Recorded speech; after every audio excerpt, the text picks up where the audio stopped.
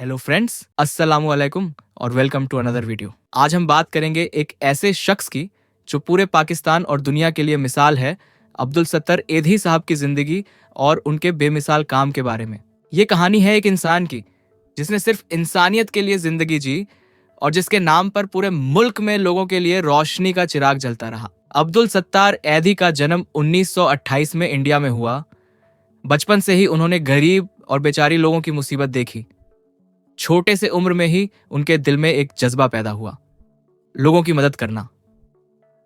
उनके परिवार में सिंपल और ईमानदार लोग थे, लेकिन दुनिया में इतना दुख और गरीबी देखी कि उन्होंने सोचा, अगर मैं कुछ न करूं तो ये मसाइल कभी खत्म नहीं होंगे।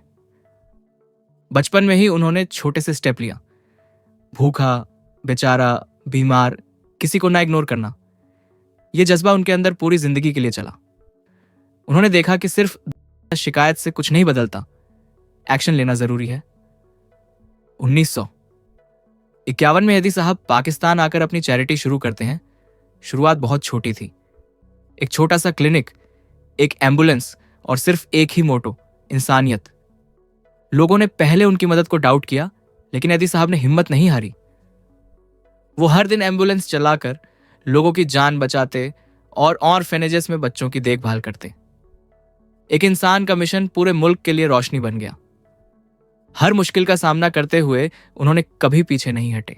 उन्होंने ऑर्फेनेजेस में बच्चों की देखभाल की, हॉस्पिटल्स में पेशेंट्स की मदद की और हर एक इमरजेंसी में लोगों की जान बचाई।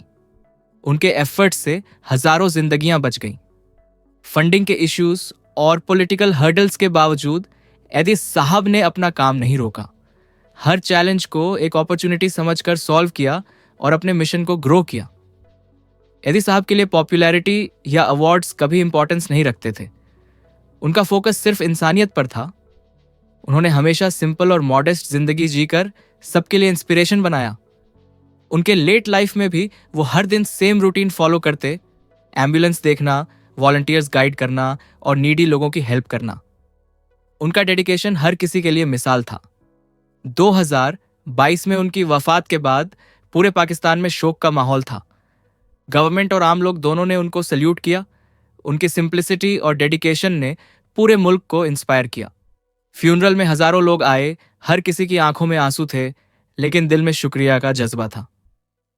एक इंसान जिसने पूरे मुल्क के लिए जी, उसको फेयरवेल देना सबके लिए इमोशनल मोमेंट था।